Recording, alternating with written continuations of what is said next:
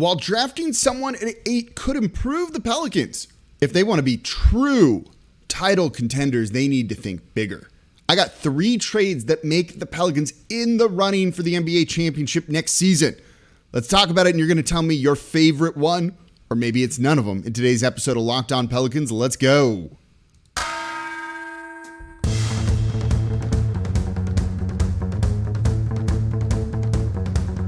You are Locked On Pelicans, your daily New Orleans Pelicans podcast, part of the Locked On Podcast Network, your team every day. Welcome to another edition of Locked On Pelicans, the daily podcast covering your favorite team, the New Orleans Pelicans in NBA, part of the Locked On Podcast Network, your team every day, available wherever you get your podcast and available on YouTube. I'm your host, Pelicans Insider, credential member of the media, Jake Madison, at NOLA Jake on Twitter, here with y'all on this Thursday. We are a week away from the draft, and it's going to be a fun, exciting time. And today, we're not even going to really talk draft picks. We're going to be talking about trading that pick away. Because look, drafting a guy is going to improve this team and help them in the long term. But with Zion Williamson coming back, presumably on an extension, maybe they want to make a bigger splash. Maybe they want to kind of go all in this season. And I got 3 trades that I do think are realistic that significantly improve the Pelicans and probably put them into kind of title contention to the conference finals next year. So we'll break all 3 of those down coming up here in just a second. And thank you for making Locked On Pelicans your first listen today and every day. We're here Monday through Friday for y'all, breaking down everything you want to know about the team, whether it's trades, whether it's draft picks, whatever it might be, the biggest stories, we got them covered here daily on Locked On Pelicans. No paywall, completely free. Subscribe wherever you get your podcast and on YouTube. Tell a friend about the show and leave a 5-star review with a comment. And tell me down below in the comments which of these 3 trades you like the most, or if you have your own. Put them in the comments and I'll take a look at them and maybe I'll comment on a few of them as well. And today's episode of Locked On Pelicans brought to you by our partnership with Arcade 1UP. We're partnering with Arcade 1UP to give away 3 free NBA JAM Shaq machines. Stay tuned for later in the show to learn how to enter. All right, so it's kind of a trade target Thursday show. So let's have a little bit of fun with this. Let's start with one of the names that almost feels like he's guaranteed to be traded at some point. And that's Deandre Ayton. This is likely going to be a sign and trade deal, so it won't happen until kind of free agency starts. But Deandre Ayton of the Phoenix Suns, we got firsthand experience with him. Very good player, right? At times dominated the Pelicans. And while I really do like Jonas Valanciunas, even defensively, and I think he's underrated, you can upgrade, you upgrade. Let alone for a guy like Deandre Ayton who's still young. So this isn't totally a, win now move. It's also for the future. He'll be 24 next season. And this is a guy who last year averaged 17.2 points per game, 10.2 rebounds, almost 1.5 assists, and just crushed it, right? 63.4% from the field. He's going to give you what Valanciunas gave you, just better, younger, and with better defense. He is a very good shot blocker, averaging a block per game in his career. And in the very, very small sample size that was his 3-point shooting last year, it wasn't bad. Shot 37% on no attempts. So we don't want to read too much into that, but still, not a total bad thing. He was 7 of 19 on the season. Maybe there's some hidden potential there. So the Pelicans get Deandre Ayton, and they send out Valanciunas, Larry Nance Jr., Devontae Graham, and the 8th pick. And with all of these trades, this can potentially become more realistic depending on how the draft falls. And I talked about this in Tuesday's show when we were talking about Donovan Mitchell, and I think that one's a stretch because I don't think they really want to trade him. But if Shaedon Sharpe falls to 8, I bet a lot of teams are really interested in trading with the Pelicans to get that pick. So would Phoenix be more excited about Shaedon Sharpe, who could have gone in the top 5, than Benedict Mathurin? They very well might. Same for the other 2 teams that we're going to talk about that get the 8th pick. One of them is a 3-teamer too. So first and foremost, Deandre Ayton. Now you're going to have to pay him. And again, it's going to make your team really expensive. You're going to be pushing the luxury tax if you do this. And you've got these guys kind of locked in. And that's your team going forward. And I still don't hate it. I'm a big fan of Ayton. He's a great pick and roll big man. He rim runs well. He's good down low. He can absolutely dominate a game offensively if you want him to, if you let him, or use him in a pick and roll. Now, he might have some attitude issues. There was definitely that kind of argument between him and Monty Williams in the second round. But if you think a new lease on life, a change of scenery will work, it could be a really great kind of buy low move for New Orleans. Phoenix is getting rid of him because they don't want to pay him. One, their team is expensive, but they have other guys that they feel really comfortable with. I don't know. For a center, a traditional center that can bruise and rebound, that does what Valanciunas does just a little bit better. Not even a little bit better. It's probably significantly better and is significantly younger. I love that. He's had some issues in the past, right? He was suspended for PEDs. I don't love kind of that. The issues with Monty, knowing what I know about Monty, I can also put a lot of the blame on him, so I don't think it's the biggest deal. But for a guy who can give you probably 20 and 10 on a nightly basis, 15 and 15, anchor that defense down low, and the fact that he's a good pick and roll big man, give us some dribble handoffs and fun stuff with a 4-5 pick and roll with Zion having the ball in his hands with a Deandre Ayton. What could that look like? And we've seen that the Pelicans like to go big. That is something that I think Willie Green is really interested in having that option for. So if you send JV out, bring in a direct replacement for that in Deandre Ayton. And it's aided again by the fact that the Suns kind of want to move him. Works for me. For a guy who's that young, I don't mind committing a lot of money. You can trade him later if you need to. He'll have a lot of value around the league. And I don't think giving up Valanciunas, Graham, Nance, and 8 is actually that much, all things considered. He was the number 1 overall pick. He probably shouldn't have been, but he, at times has validated that. Certainly his ceiling is higher than anyone you would probably get at 8, and he's already there. So if you want to be a true title contender next year, the 8th pick's not going to help you nearly as much as Deandre Ayton would. And then Ayton would be under contract given it's a sign and trade. And you're set for the next couple of years too. So it helps you now and in the long term. And that's kind of the case for all of the guys that we're going to look at. So coming up next, what about John Collins from the Atlanta Hawks? And then in the third segment of today's show, OG and Anunoby from the Toronto Raptors. Those are the two names we're going to be creating trades around coming up here next in today's episode of Locked On Pelicans. Before we do that, though, today's episode of Locked On Pelicans brought to you by Built Bar. Built Bar, it's the best tasting protein bar out there. I eat one of these things every single day. I've dropped a good amount of weight and really slimmed up. Friend was like, oh, wow, yeah, I can really see it. Built Bar's kind of been like my secret with it. This is what I've been eating every single day for lunch, and I look forward to it. It's not just, great, I eat a protein bar and that's it. These things are awesome, and they got a new mud pie flavor. It's like the dessert, the pie, right? Except it's healthy for you, and in protein bar form. It's chocolatey, right? It's got whipped cream, chocolate mousse, and it's also covered in 100% real chocolate and has a cookies and cream crumble on top. So you've got to try the mud pie flavor as soon as possible because you know what? They're probably going to sell out and they're only there for a limited time. Only 150 calories, 8 grams of sugar, and 16 grams of protein. It's healthy for you and it's not high in calories, so you're not wasting all the cardio and everything you just did.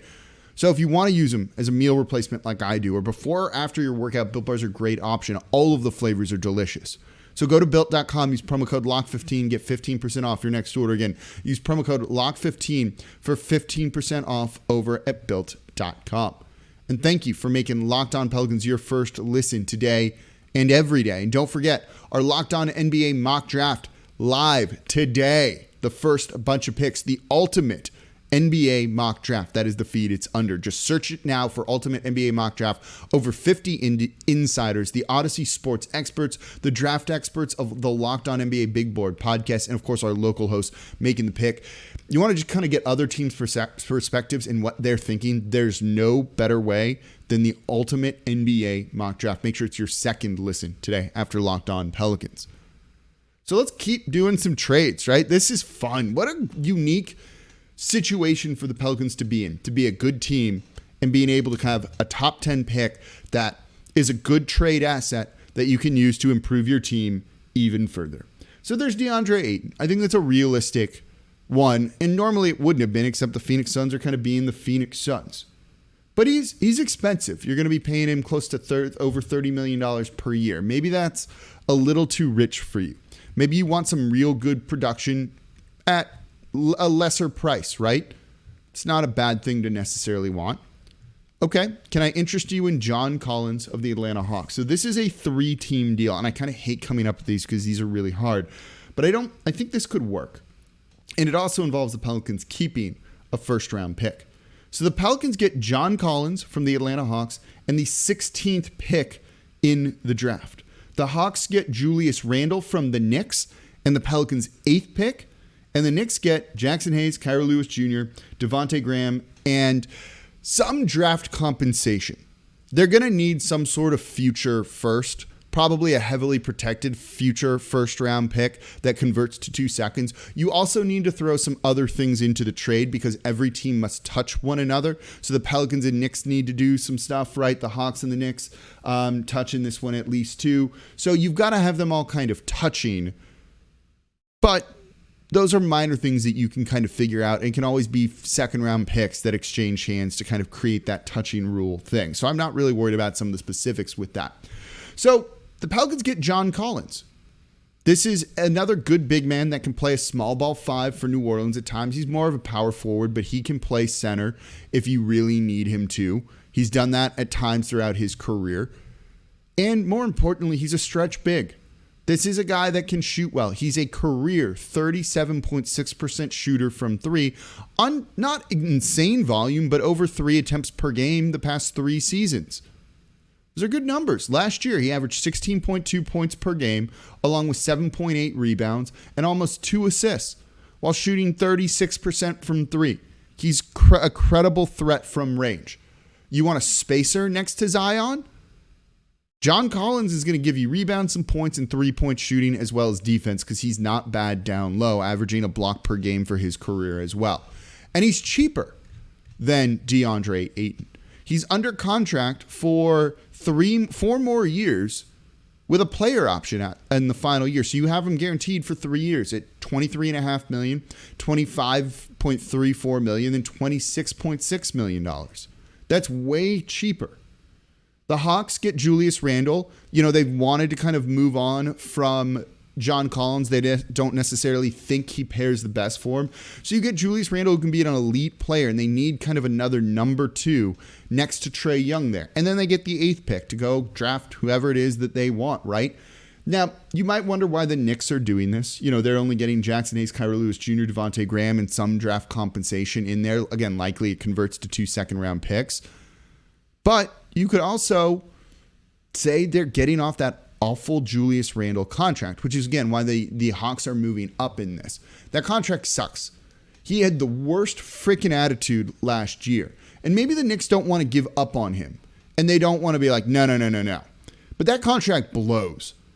And if they seem to want to compete right now, you probably need to get that long-term money off your books. So you give them a bunch of smaller deals that they can then package in other things and move off of easily. And then Jax is also expiring in a sense, or they can kick tires on him with restricted free agency and let them deal with that problem. So I think it makes sense for the Knicks basically to chop that awful long-term Randle deal up into way smaller things. And then you need to give the Hawks some reason to take on that money. So they move up 8 spots in the draft to 16. And this is kind of how it works. And then the Pelicans, are happy. They still have a first-round pick. Maybe it's Jeremy Sohan there, or someone that they could potentially like, in that kind of range. Maybe there it's Malachi Branham, a guy they've brought in. Maybe it's Tari Eason. We talked about both those guys. Ty Washington is a point guard they just brought in this week for workouts. So you get a player in John Collins that helps you now. Also, and again, he's young too. Let me check what his age is, but he's a young guy. He'll be 25 next season, so he still fits the Pelicans timeline. And you get a first-round pick for one of those guys that you probably still like, that you've been looking at, that are probably not who you want to draft at 8. So all you got to do really is convince the Knicks on this one, and I think, they're all willing to take a chance. Do you like John Collins enough? Do you think the Knicks aren't getting enough in this deal? That's where I struggle with this one a little bit, is them. Or Is it, nah, we want to draft at 8. But you're trading back 8 spots and you get John Collins? I don't know. That sounds pretty good to me. I'm not the biggest believer right now in Kyrie Lewis Jr. I will say the Knicks were very high on him. Their front office really, really liked him. So maybe that's also a reason, despite the injury, that they really want to kind of look at him and kind of kick the tires on him and Jackson Hayes. So I don't know. John Collins is a guy I've really, really liked for a long time. I like the fact that he can space the court. I think that can be a really, really important thing for New Orleans. Floor spacing big. They can still give you some rim protection, though not elite rim protection like, say, Deandre Ayton. It's not bad. It's not bad at all. You probably need to figure out what to do with a guy like Valanciunas, but your front court rotation at that point is basically Zion, John Collins, and Valanciunas, and looks pretty good to me, I have to say, in there in some capacity. All right, so coming up next, OG Anunoby from the Toronto Raptors. What could a deal look like for him, and why would any of these teams make a trade? Why would the Raptors make a trade like that? That's coming up here next in today's episode of Locked On Pelicans. And thank you. Oh, and today's episode of Locked On Pelicans brought to you by Arcade 1UP. I can't forget because this is really, really awesome. NBA Jam is back from Arcade 1UP, the leader in home retro arcade games, not only bringing you the best game ever, I think the most nostalgia. As I said, if I see it out there, I want to play it. But they've made it bigger than ever with a, wait for it, Shaq Edition machine. NBA Jam, come on fire. All of the catchphrases. It's a cult classic. It's still fun to play together. The game holds up, right? It was one of the first sports games to ever feature real and digitized NBA licensed teams. There were no fouls, no free throws, and now there's no quarters required. So you can compete with friends and family through an all-new Wi-Fi leaderboards, making you more connected than ever. And so you can pre-order it now from arcade1up.com. That's arcade, the number 1 up.com for an estimated early September ship date. And they've got other classics too, like Golden Team, Mortal Kombat, and many others starting at just $3.99. And check it out. This is the big part, right? They're giving away an NBA Jam Shaq edition to a Locked On listener. 3 of them. So to enter for a chance to win a game console for your home, just go to arcade1up.com/lockedon. That's arcade, the number 1 up.com/lockedon. You've got until July 8th to enter to win the NBA Jam Shaq edition console. And if you do win, you got to promise to invite me over because I'm absolutely going to want to play. All right. Thank you for making Locked On Pelicans your first listen today and every day. We're here Monday through Friday for y'all, breaking down everything you want to know about the team. Subscribe wherever you get your podcast. Tell a friend about the show. Your friend is probably telling you awful draft takes and things. You don't want to deal with that. Get them clued into what's going on over here at the Locked On Pelicans podcast. And of course, leave a comment down below. You want to support the show. We're not asking for money. There's no Patreon, no OnlyFans here, right? It's free 5 days a week. Just leave a comment on YouTube. Say whatever you want. Say hi. Say comment. Tell me which trade you like the most. Or if there's another trade you have in mind, throw it in there. I might comment on it and give you my thoughts. Let me know in the comments down below on YouTube. Now, a quick other favor. We do have a Locked On survey so we can learn more about listeners like you and make your favorite Locked On podcast even better. This is basically your opportunity. Tell us what you like and don't like about Locked On podcasts, Locked On Pelicans, Locked On NBA, which I also host, and any of the other shows, Locked On Saints. So go to lockedonpodcast.com/survey right now to get started. It's not going to take long, and everyone that completes a survey can qualify for a chance to win one of 10 $100 Ticketmaster gift cards. So I'll see you at the Smoothie King Center next season. So take the audience survey right now. Go to lockedonpodcast.com/survey. Thank y'all for your help in making the shows better. All right, final trade of the day. OG Anunoby from the Toronto Raptors. We've heard a lot of rumors they may be interested in moving him. I think that's kind of foolish. But maybe they just feel they need to shake it up in some capacity. Maybe they're just not happy with him. Even though last year he averaged 17 points per game, 5.5 rebounds, 2.6 assists. He's a career 37% shooter from deep, shot 36.3% last season on over 6 attempts per game. The year before that, he shot 40% on over 6 attempts per game. He's a wing player that's just kind of like a Swiss Army knife that does it all, right? He plays the 2 guard, he plays the 3, and they've played him at power forward. So he gives you some depth on the wing and just cover at a lot of positions. And he's good defensively. He can guard all 3 of those positions, really good length, right? And his contract is pretty awesome. He's under contract for 3 more years. Final year is a team option, so you have him basically under contract for 2 years, or player option, sorry. You have him under contract for 2 years. He's going to make $17.35 million next season, then $18.64. Then he's got a player option for essentially 20. He's good, right? 6'7", really good size and length. So the trade, similar to the other ones, right? Jackson Hayes, Devontae Graham, you got to give him 8 in this one, and probably another future first. Probably an unprotected Bucks pick is what you'd like it to be, but they might not go for that. So it's probably 2 picks, or, like the Pelicans' own pick, or a team, one of the ones that's probably the most intriguing for him, which honestly maybe could be the Lakers. This is a guy who's got playoff experience. He's done well for them in the years that he's been there. He's improved every single year. There have been times when he came off the bench. There's been times when he started for them. Whatever it is it might be, he's like the understudy essentially to Pascal Siakam, and we know how good he can be. And he's got a couple of injuries, the past couple of years that make you nervous a little bit. But to get that kind of production on the wing, right? What did we talk about when we were talking about guys like Dyson Daniels? Other guys that are there in the draft, you want skilled ball handling wings. Well, Anunoby can do that. He's played a little bit of point guard, essentially, for the Toronto Raptors, too. This is probably the guy I would want the most. Again, I think that is, in a sense, the future of the NBA's players like him that can kind of have a multifaceted skill set that can go out and kind of do it all and can defend multiple positions, both offensively and defensively, that can shoot threes, that can pass, so he can create for others and create for himself. And he's good defensively. That's exactly the type of guy you want for New Orleans. Depending on who's available at 8, I'd give that up along with a future pick for him.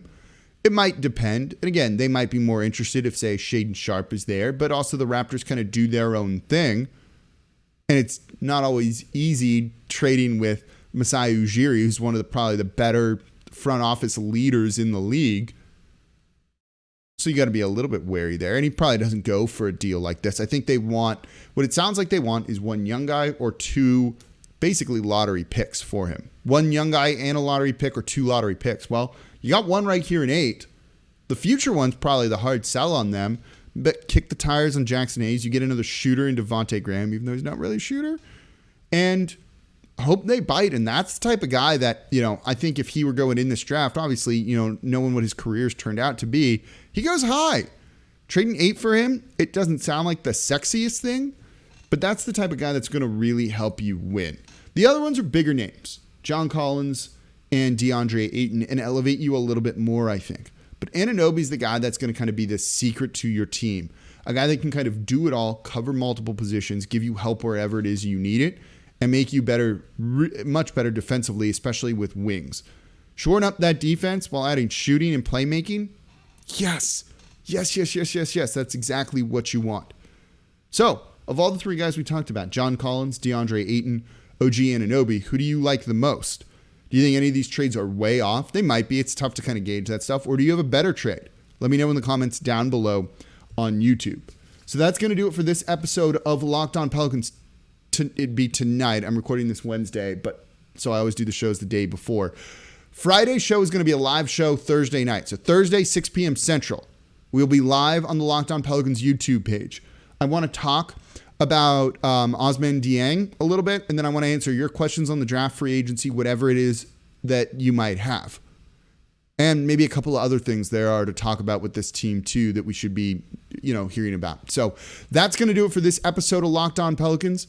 I'll see you for the live show tomorrow. Those have been fun. We've been doing them at Thursdays at 6 p.m. And look, it works out perfectly because we're going to be live right after the NBA draft as well, right after the Pelicans make a pick. So there you go. So make sure you get that Locked On Pelicans YouTube page bookmarked. So as always, I'm your host, Jake Madison, at NOLA Jake on Twitter. And I'll be back with y'all live. I guess technically it's like later tonight, depending on when you're listening to this, or tomorrow, depending on when you're listening to this. So I'll see y'all then.